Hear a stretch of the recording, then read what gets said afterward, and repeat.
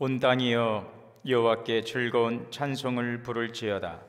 기쁨으로 여호와를 섬기며 노래하면서 그의 앞에 나아갈지어다. 여호와가 우리 하나님이신 줄 너희는 알지어다. 그는 우리를 지으시니요 우리는 그의 것이니 그의 백성이요 그의 기르시는 양이로다. 감사함으로 그의 문에 들어가며 찬송함으로 그의 궁정에 들어가서 그에게 감사하며 그의 이름을 송축할지어다. 여호와는 선하시니 그의 인자하심이 영원하고 그의 성실하심이 대대에 이르리로다. 아멘. 사랑과 은혜의 하나님 감사드립니다. 오늘 또 우리에게 수요 저녁 예배로 주님께 예배할 수 있도록 은혜 주시니 감사합니다. 각자의 처소에서 주님을 향하여서 마음과 정성을 모아 예배하는 사랑하는 주의 백성들, 그 예배 가운데 영광받아 주옵시고 오늘도 하나님의 크신 은혜와 사랑으로 충만하게 임하여 주시옵소서. 예수님의 이름으로 기도하옵나이다. 아멘.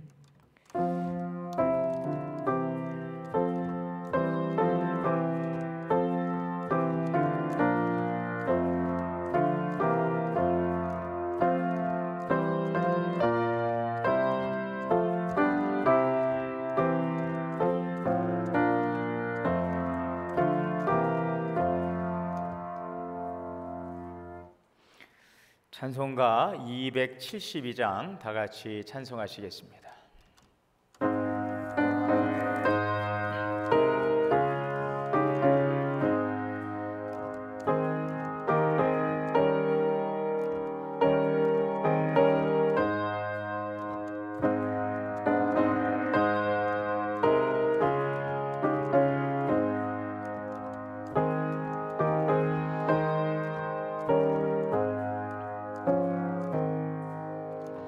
고통의 멍에 벗으려고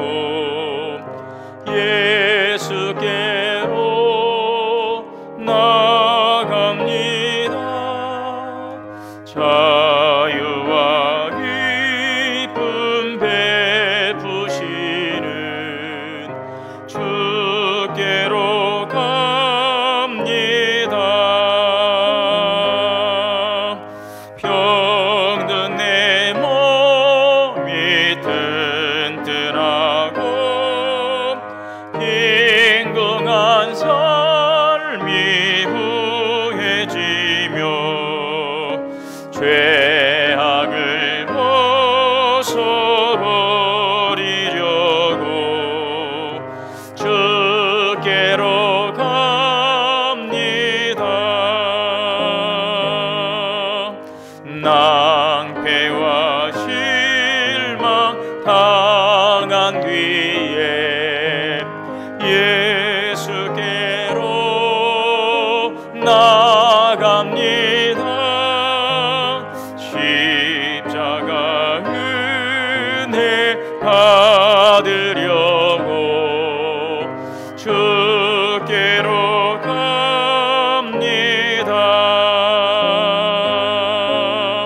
슬프던 마음 위로받고 이 생의 풍파 잔잔하며 영광의 찬송 부르려고 주께로 갑니다.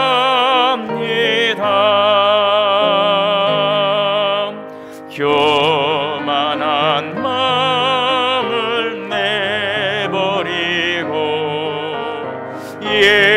예수께로 나갑니다. 복 되신 말씀 따르려고 주께로 갑니다.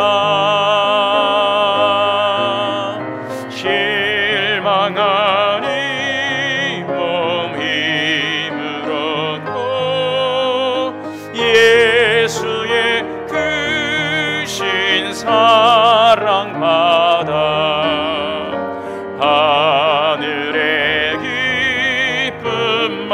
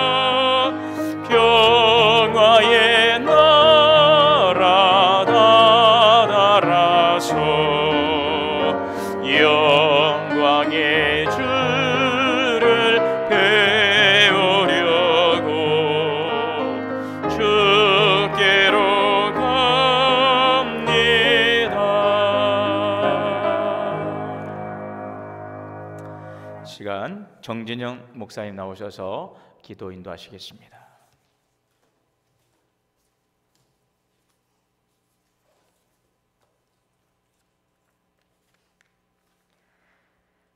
창조의 하나님, 고단한 하루 일과를 마치고 주의 은혜에 감사하며 이렇게 예배드리게 하심을 참 감사드립니다.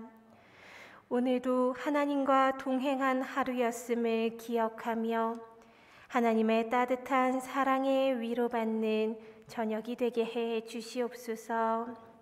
은혜의 하나님, 하나님 창조하신 아름다운 세상의 가을을 마음껏 누리며 산으로 들로 다니던 것이 언제였는지 생각도 나지 않을 만큼 움츠러들며 안으로 깊은 곳으로 파고들기만 하는 요즘입니다. 그동안 당연하게 여기며 누려왔던 자연의 아름다움을 두 눈으로 보지 못하고 그저 빛바랜 사진으로 보며 추억하는 요즘입니다. 하나님, 이럴 때일수록 더 작은 것에 감사하고 위로받으며 하나님과 가까워질 수 있기를 소망합니다. 답답한 현실을 부정하고 원망하며 골방에 틀어박혀 시간을 죽이는 것이 아니라 모두 함께 겪고 있는 이 아픔이 회복되고 함께 이길 수 있기를 기도하며 영적으로 충만한 은혜를 누리는 시간이 되도록 함께 해주시옵소서. 자비하신 하나님, 이 땅에 우리 동원교회를 세우시고 저희들 한 사람 한 사람을 부르신 데에는 하나님의 크고 놀라운 섭리가 계심을 저희가 압니다. 우리 교회를 통해 하나님 이루시기 원하는 그 사명을 잘 감당하며 서로 사랑하고 품어주는 교회가 되게 해 주시옵소서. 몸은 떨어져 있어도 마음으로 늘 함께 기도하며 각자의 자리를 지키며 주님의 일을 해나가는 교회가 되기를 원합니다. 특별히 그 사명을 위해 택하신 목사님을 위해 기도케 하시고 목사님 하시는 모든 사역과 그 말씀 위에도 함께 해주시옵소서. 목자의 돌봄이 지치지 않게 붙드시고 그 목자를 따라 말씀의 울타리 안에서 형통의 복을 누리는 우리 동원교회와 속한 모든 권속들이 되도록 은혜를 더하여 주시옵소서. 오늘의 예배 가운데 함께하여 주실 것을 믿사오며 거룩하신 우리 주 예수 그리스도의 이름으로 기도드립니다. 아멘.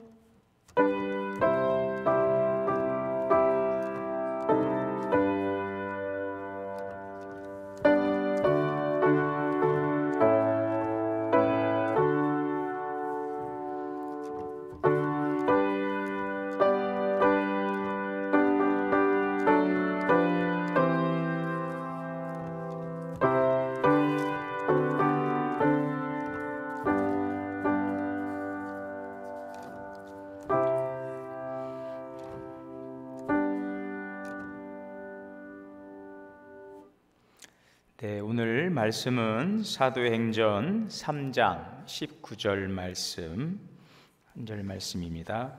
신약성경 191면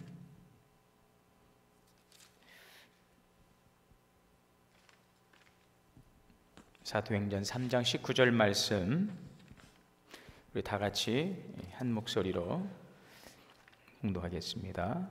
시작. 그러므로 너희가 회개하고 돌이켜 너희 죄 없이 함을 받으라. 이같이 하면 새롭게 되는 날이 주 앞으로부터 이를 것이요. 아멘. 할렐루야. 하나님의 크신 은혜가 우리 사랑하는 동원 성도 여러분들 가정과 또 모든 삶에 풍성하게 임하게 되시기를 주님의 이름으로 축복합니다. 지금 그 사회적 거리두기 단계가 조금 이제 내려오긴 했는데요. 아직도 지금 안심할 만한 상황이 아니고 예의주시하는 상황입니다. 에서 이제 커피숍 또 음식점 이렇게 출입하고 또 식사하고 또 차를 마실 수 있는 어느 정도 그 이제 폭이 좀 열리긴 했는데 여러 가지 아직 좀 조심스러운 상황입니다.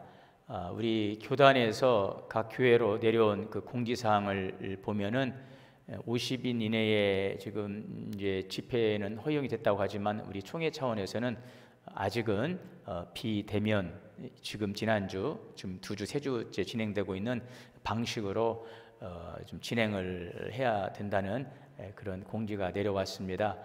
그래서 우리가 총회와 함께 발을 맞추면서 가는 것이 옳다 생각을 하고 이제 예배에 어떤 변화가 있게 되면 우리 장로님들과 상의해서 우리 성도님들에게 잘 안내해 드리도록 그렇게 하겠습니다. 오늘 말씀은 주제는 이제 회개입니다.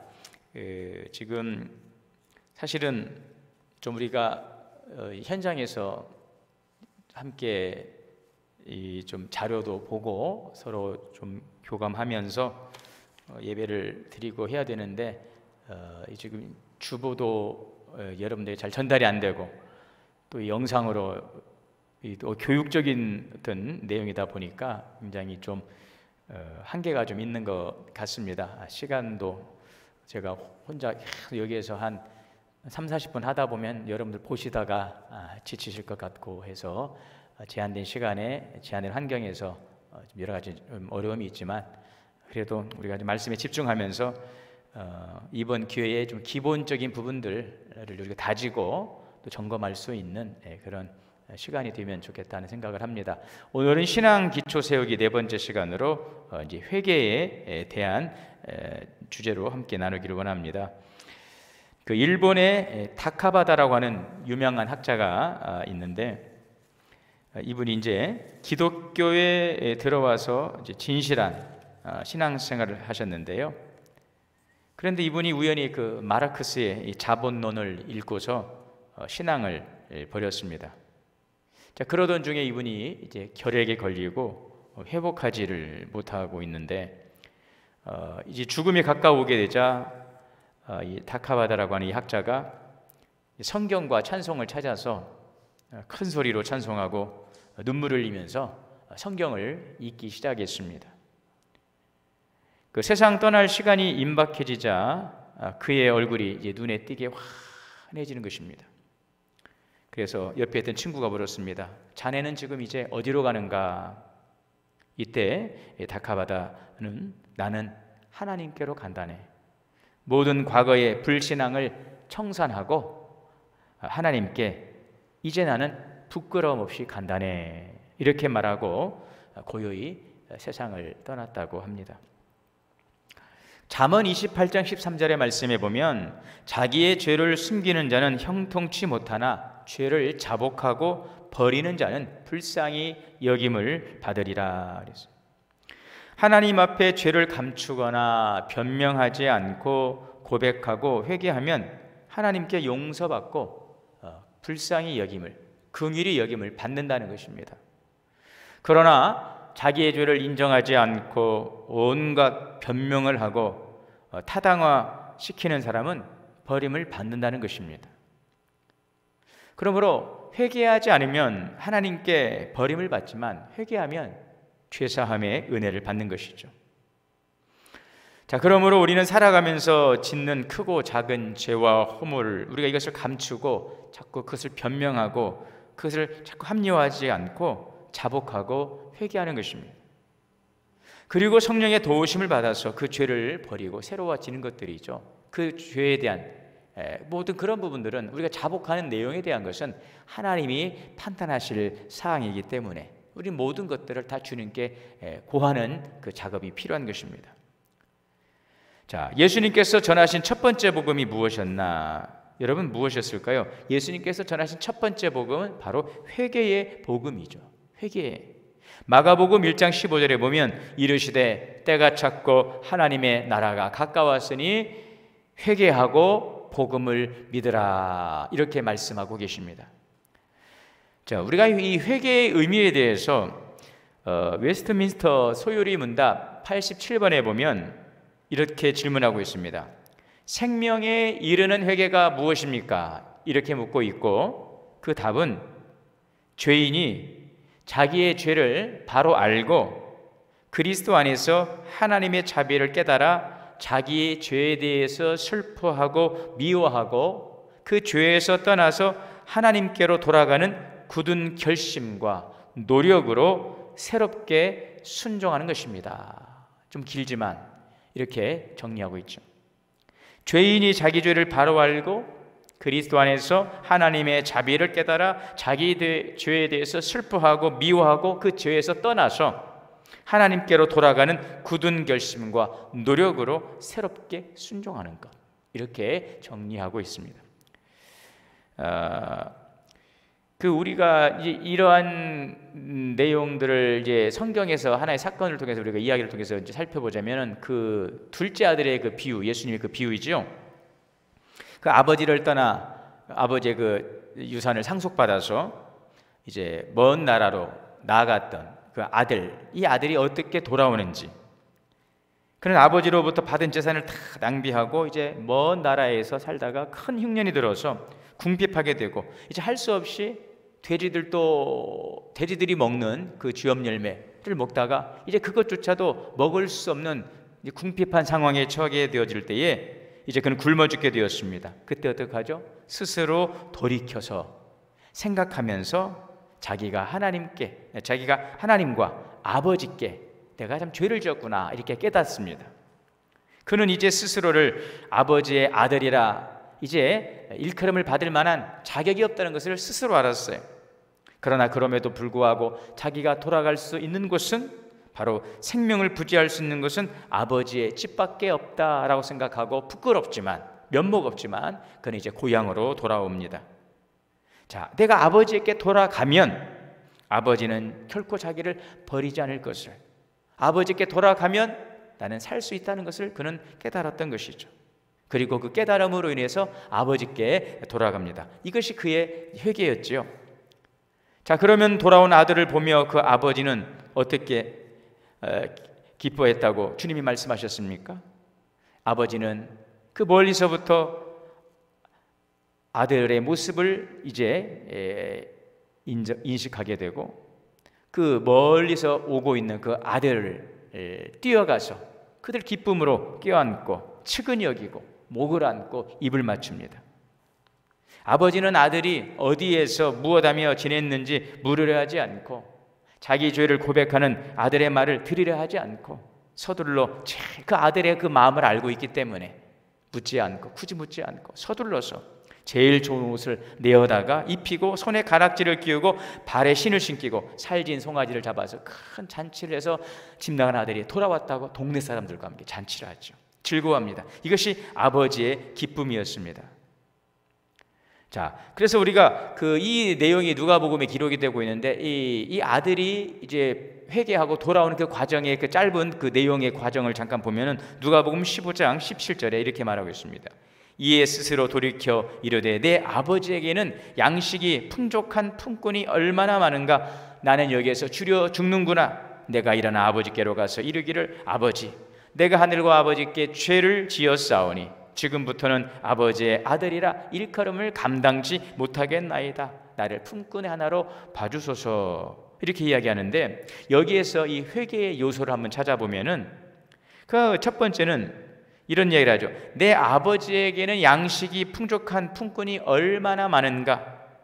비로소 이 아들은 아버지의 그 풍성한 자비, 바로 여기에서 회개의 요소를 찾아본다면 하나님의 풍성한 자비를 깨닫는 것이죠.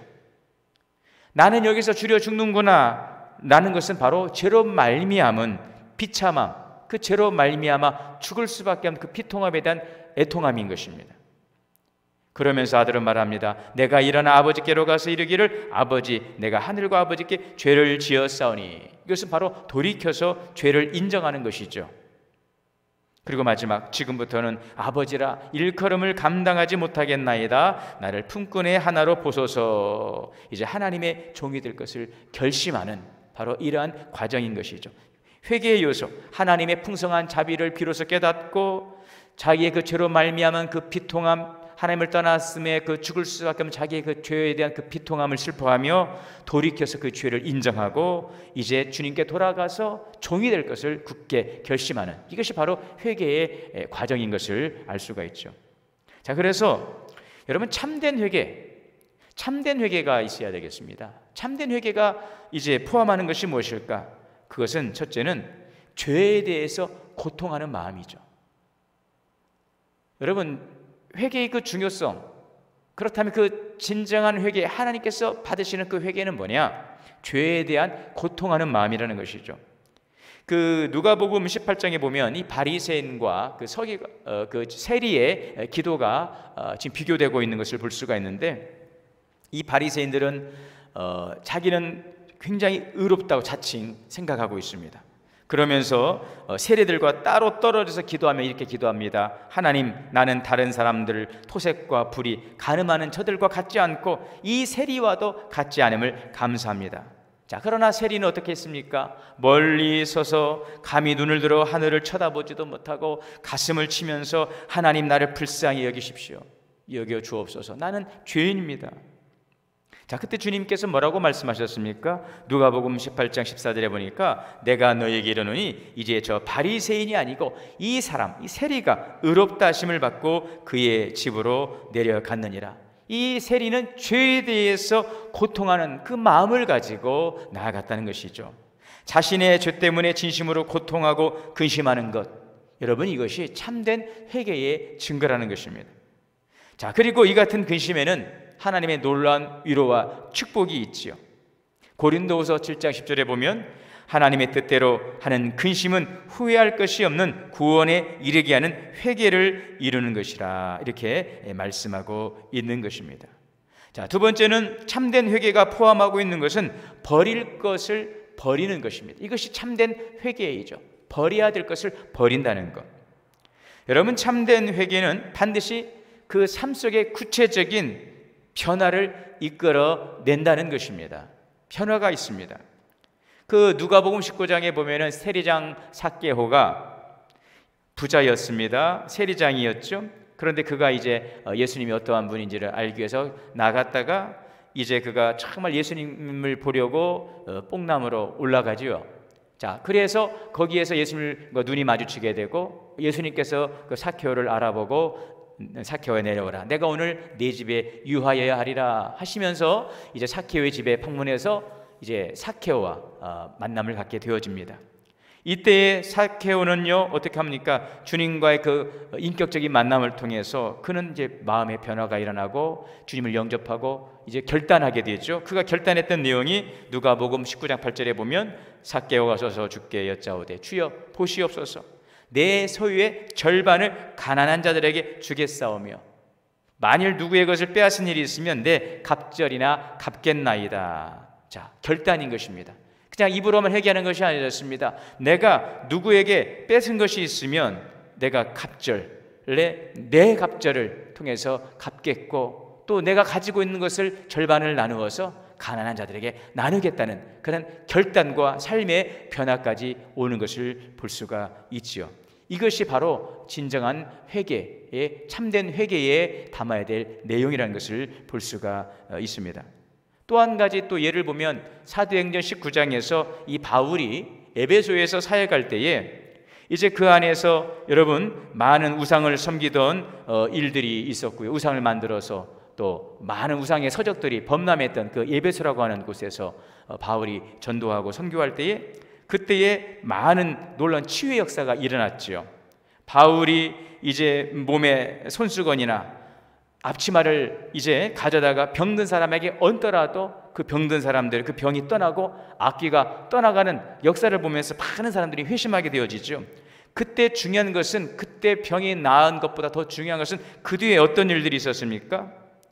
사도행전 19장 17절에 보면 에베소에 사는 유대인과 헬라인들이 다 이 일을 알고 두려워하여 주 예수의 이름을 높이고 믿은 사람들이 많이 와서 자복하여 행한 일을 알리며, 그 다음 19절인데요, 마술을 행하던 사람이 그 책을 모아 가지고 와서 모든 사람 앞에서 불사르니 그 책값이 계산한 즉 은 5만이나 되더라. 엄청난 많은 그 마술을 행하던 그 우상 서적들을 다 불태워버리는 결단과 변화의 삶을 볼 수가 있지요.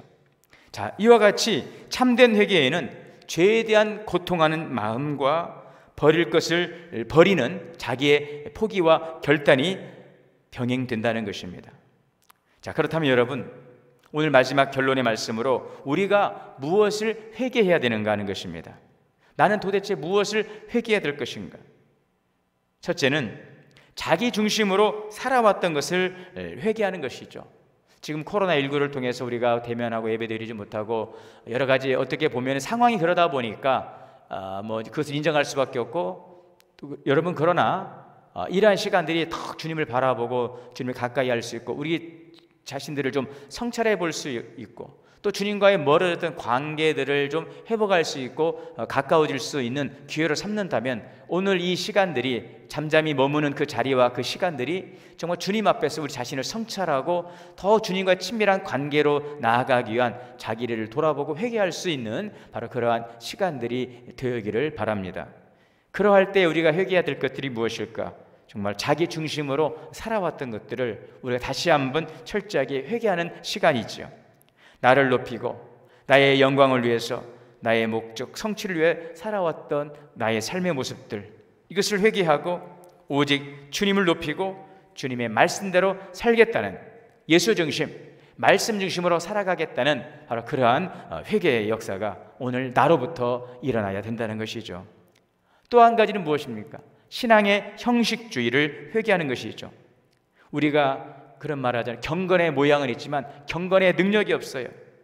그래서 겉으로 볼 때는 그럴싸한 크리스찬 같은데 흙이 얇은 돌밭처럼 이 흙을 걷어나고 나면 자기로 똘똘 뭉쳐진 단단한 돌짝밭 같은 그러한 돌밭이 바로 우리의 내면의 모습이라면, 이 신앙의 형식주의, 남들이 볼 때는 그럴싸하고 참 열심히 신앙 생활하는 것 같지만 사실 하나님께서 우리를 비춰보시고 그 말씀 앞에 우리를 조명해 볼 때에 참 우리가 경건의 모양은 있지만 경건의 내용을 갖지 못했던, 성숙하지 못했던 형식주의적인 길가밭이나 이 돌짝밭같이 가시덤불같이 오늘 되어져 있는 오늘 우리들의 모습, 이러한 부분들을 우리가 회개할 수 있는 그러한 회개가 있어야 된다는 것이죠. 또 한 가지는 물질주의와 세속화를 회개하는 것이죠. 이 물질주의, 세속화, 디모데후서 3장 2절에 보면 말세를 만난 사람들은 이렇게 이야기하고 있습니다. 너희는 이것을 알라. 말세에 고통하는 때가 이르러 사람들이 자기를 사랑하고 돈을 사랑하고 절제하지 못하고 싸납고 선한 것을 좋아하지 않고 배신하고 조급하고 쾌락 사랑하기를 하나님 사랑하는 것보다 더한 이 말세로부터 돌아설 것을 말씀해 주고 있는 것들이죠. 우리도 모르는 순간에 이런 물질주의, 세속화의 물결에 우리가 동화되어 버리고 적용되어서 세상의 가치관, 세상의 방식을 추구하고 동경하며 살아가고 있다면 오늘 우리는 이런 물질주의, 이 세속화된 우리들의 모습을 우리가 회개하고 이제 이러한 부분들을 철저하게 이제 회개하는 그러한 시간들이 있기를 원하는 것들이죠. 그리고 네 번째는 그것입니다. 신앙생활에 합당한 열매가 없음에 대한 그런 회개인 것이죠. 누가복음 13장 6절에 보면 한 사람이 포도원에 무화과 나무를 심은 것이 있더니 와서 그 열매를 구하였으나 얻지 못한지라. 여러분, 하나님은요 그 열매를 통해서 그 나무를 아신다고 말씀하고 있죠. 심는 대로 거두게 하시고 반드시 살아있으면 살아있음에 그 열매가 있는 것이죠. 오늘 우리가 살아있는 여러분 하나님의 자녀입니다.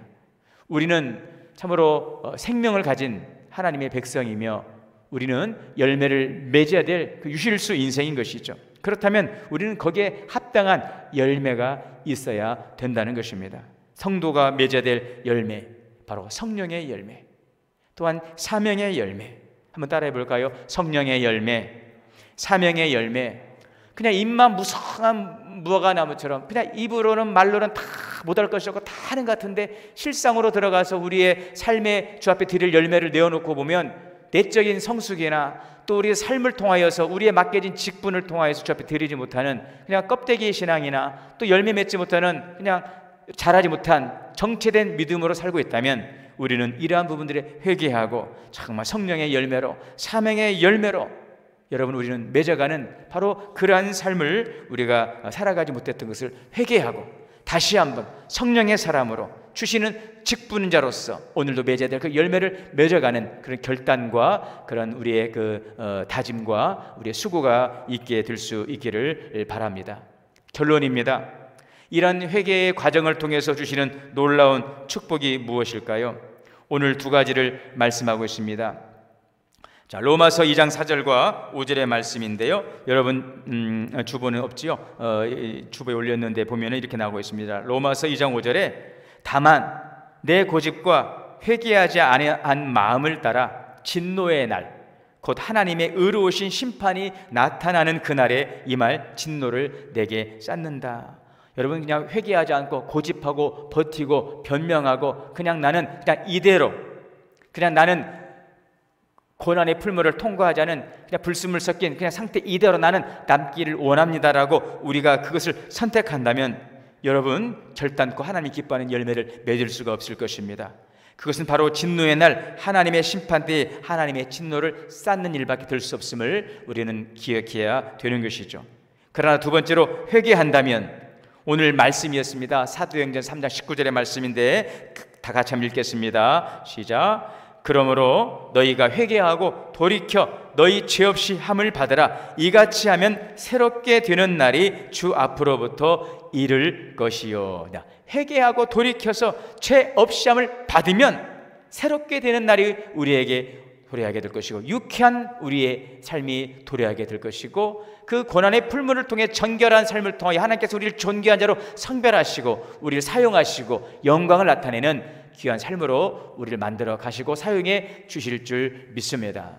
여러분 오늘 이 시간 이 수요일 저녁 시간에 이 회개라고 하는 주제가 얼마만큼 우리에게 지금 와닿을지 또 이 제한된 시간의 환경 속에서 잘 모르겠습니다. 그러나 이 회개라고 하는 것은 두고두고 또 우리의 삶을 통해서 그때그때 주님 앞에 세계를 받아야 될 우리의 삶의 가장 중요한 문제라고 하는 것을 기억하시고 오늘 하나님께서 찾으시는 사람 통회하며 애통하며 회개하며 주의 궁의를 구하는 자들인 것입니다. 그들을 주님께서 기뻐하시고 또 용서하시고 주의 보혈의 은혜를 통하여서 그를 새롭게 하심으로 유쾌한 날 또 존귀한 삶으로 회복하사 정말 주님께서 원하시는 기뻐하는 성령의 열매 여러분 또 사명의 열매를 맺어가는 복된 삶으로 우리를 사용해 주실 줄 믿습니다. 오늘도 주님이 기뻐하는 믿음의 삶을 진정한 회개를 통해 살아가는 우리 동원의 모든 성도님들이 다 되시기를 주님의 이름으로 축원합니다. 기도하겠습니다. 하나님 오늘 우리가 회개의 은혜로 온전히 회복되기를 원합니다. 오늘 우리가 진정한 회개를 통한 주님의 긍휼의 은총을 통하여서 정결하게 하시고 유쾌한 날 새로워지게 하시고 더 나아가 열매 맺는 귀한 삶으로 참으로 복된 주 안에서 풍성한 은혜의 삶을 살아가는 우리 모든 믿음의 성도들이 되게 하여 주옵소서. 항상 성령의 조명하심을 통하여 회개의 영으로 우리를 바라보고 회개하게 하시고 늘 주님 안에서 정결한 믿음의 삶을 살아감으로 주님 안에서 참된 기쁨과 자유의 은총을 누려가게 하여 주옵소서. 코로나19로 인하여서 여러 가지 제약된 상경 속에 있지만 이 시간에 더욱더 우리의 각자의 처소에서 기도의 골방에서 내 자신을 성찰하며 하나님 자신을 돌아보며 주님과의 관계를 다시 한번 회복할 수 있는 귀한 은혜의 시간 되게 하여 주옵소서. 예수님의 이름으로 기도하옵나이다. 아멘. 주기도문으로 예배를 마치겠습니다. 하늘에 계신 우리 아버지여 이름이 거룩히 여김을 받으시오며 나라의 임하옵시며 뜻이 하늘에서 이루어진 것 같이 땅에서도 이루어지이다. 오늘 우리에게 일용할 양식을 주시옵고 우리가 우리에게 죄 지은 죄를 사하여 준 것 같이 우리 죄를 사하여 주시옵고 우리를 시험에 들게 하지 마시옵고 다만 악에서 구하시옵소서. 나라와 권세와 영광이 아버지께 영원히 있사옵나이다. 아멘.